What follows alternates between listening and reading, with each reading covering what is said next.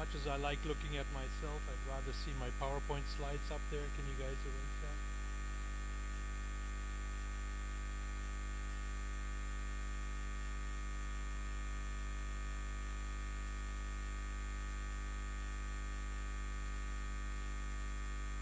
Can you put the slide?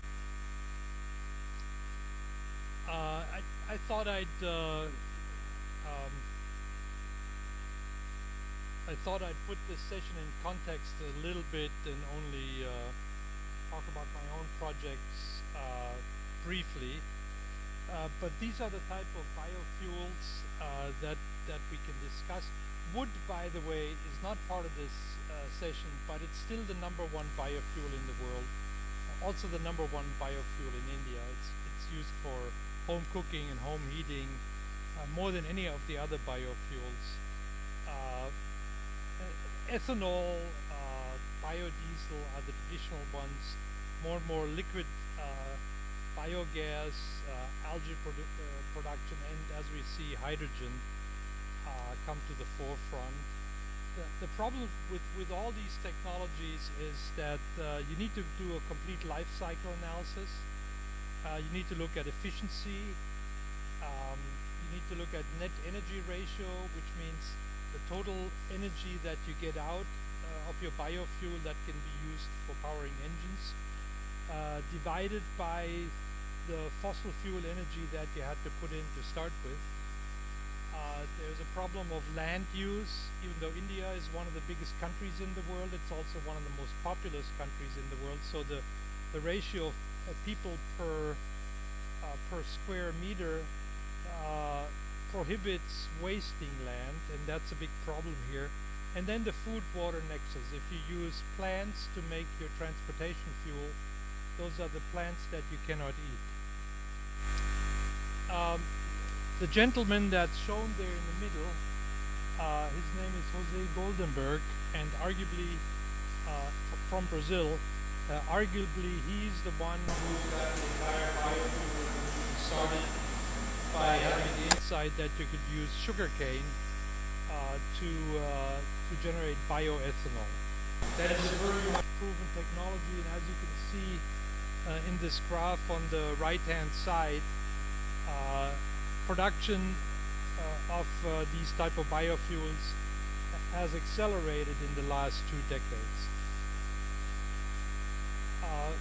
What a lot of people are working on, and what I hope some of the colleagues will address today, is the future of ethanol, which is cellulosic bioethanol. In other words, bioethanol that doesn't just use the sugars in the plant for fermentation, but can break down the cellulosic components to gain additional energy. There have been very, very highly funded efforts, especially in the USA. So there was a 500 grant by BP to Lawrence Berkeley Lab, and they're at the end of this 10-year cycle over which the money had to be spent. And then a 125 million Department of Energy grant recently renewed to my own university, Michigan State University, and the University of Wisconsin. None of these efforts have been completely successful yet, and yet we know that must be possible because what I show there is a termite. A termite has microbes in its hindgut. It doesn't work. You have to go very close. Can I have the other microphone so I can move a little more freely? Thank you. So the microbes in a termite's hindgut break down this cellulosic wood into fuel, and so all we have to do is replicate that. One project that I would like to talk about that is very, very dear to my heart is a biogas power plant. So biogas is a biofuel, and it uses basically the same input plants as bioethanol. And so this is actually a plant that my brothers and I own in Germany. We own several of these. They're very profitable. And the principle is very easy. You grow corn, typically 150 hectare per biogas power plant.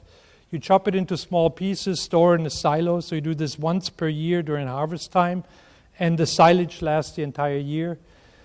You mix this with animal excrements and other organic waste that you can find. You put all this into an airtight container that you keep at basically the same conditions as inside of a cow's stomach, meaning at body temperature, and you keep the oxygen away from it, so it's an anaerobic digester.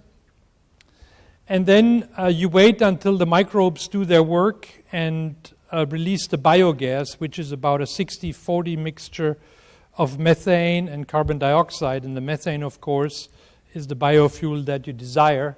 What we do with it is we just put the biogas in this engine, which is housed in this little building here. And it's about a 1 megawatt engine.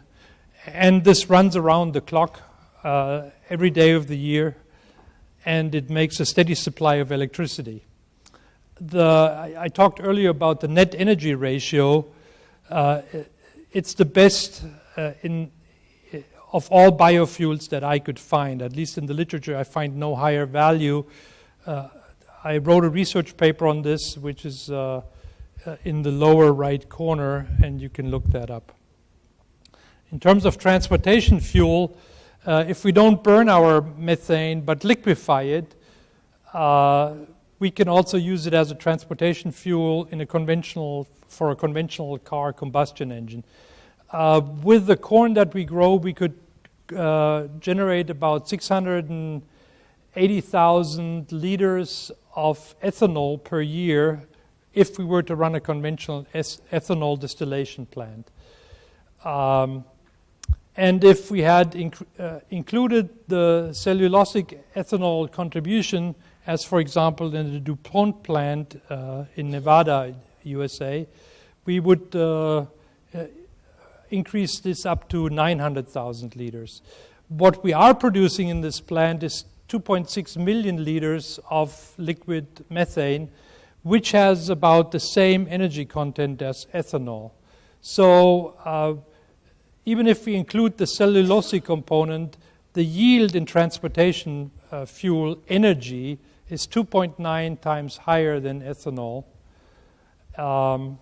And you can see a write-up of this in this blue box that I gave there. And this paper is entitled Biogas Beats Bioethanol, by the way. And then you can see for illustration purposes how far you can drive, in this case a Chevy Volt, because this can be electrically charged or fuel driven. So with bioethanol you could drive it 5,000 kilometers of 1 hectare of corn. With the biogas conversion to methane, that goes up by almost a factor of 4 to 19,000 kilometers. But if you go the electricity route and make it an electric car, which this car can do, you go up to 23,000 kilometers. At Michigan State University, we use the same technology, but we have stopped growing an energy crop. We only use food waste from our cafeteria system. So all the food that people don't eat goes into this. Residue from our wastewater treatment plant and animal excrements. And the end product is then the same electricity again, or transportation fuel. Also heat. We can utilize the heat from this, for example, to warm greenhouses. And perhaps most importantly, the outgassed mass is a high-quality organic fertilizer that's semi-liquid and can be plowed under ground, as I've shown there in this picture in the lower right corner. Biogas cleaning is a standard technology if you really want to use it as a transportation fuel. So in this facility in Indiana, it's done by simply removing the carbon dioxide and the sulfur compounds with water spray jets. You get pipeline grade methane out of that, and then you need to liquefy it. The overall energy consumption in the liquefaction and the cleaning of the biogas is about 1/4 of the energy content. And these people have managed to generate transportation fuel for less than $0.50 per liter. Biofuel is also a great way to store energy and to overcome the inherent intermittency in other renewables. So this is a project, I have nothing to do with this, so I just give this project a plug, but it's a very intuitive way to use a biofuel. Germany has a lot of wind installations, and so the German car company Audi wants to do something with that excess wind energy, and so they just said, okay, let's collect the wind energy, turn it into electricity, electrochemically split water into hydrogen and oxygen, and some of our panelists will stop at that, and these guys, they have this last step as a methanation unit where you reform carbon dioxide with the hydrogen to make methane, which then can be pipelined again. As my final remark, I just want to point out the connection between the two conferences, the energy and the water. Water, as previous speakers have pointed out, is important for life. I would add that energy is strictly proportional to prosperity. So you can make a graph that unfortunately I didn't bring for basically every country in the world where the horizontal axis is the gross domestic product, how rich people are, and the vertical axis is how much energy people use per person per year. And you will see that almost all countries fall exactly on this diagonal line. So if you want to be more prosperous, you have to use more energy. It's a direct measure for prosperity. And I think it's important to realize that no matter what stage of development a country is in, people in that country cannot be denied basic prosperity, which means moving up in the energy scale. So these two, water and energy, are very strongly coupled through global warming, for example. The more fossil fuel energy we consume, the more carbon dioxide and methane we add to the atmosphere, the more our atmosphere warms up, and then there's sea level rise, water resource redistribution, droughts, extreme climate events. And water is used for energy generation. Hydroelectric is obvious, right? But biofuels need water too. And I would propose that irrigation to grow biofuel crops is absolutely counterproductive if you want to have a sustainable biofuel economy. But there's also fracking for natural gas that consumes a lot of water. Steam turbines do. And the other way around, energy is used to generate water. For example, pumping up groundwater, desalination, water purification. So the connection is very intimate, and it goes both ways. And as just one example how to solve the water problem with the energy problem, I will point to desalination. And once you solve the energy problem with renewable energy technology, you've basically also solved the water problem, because now you can have, with reverse osmosis, 5 kilowatt hours or less per cubic meter of water.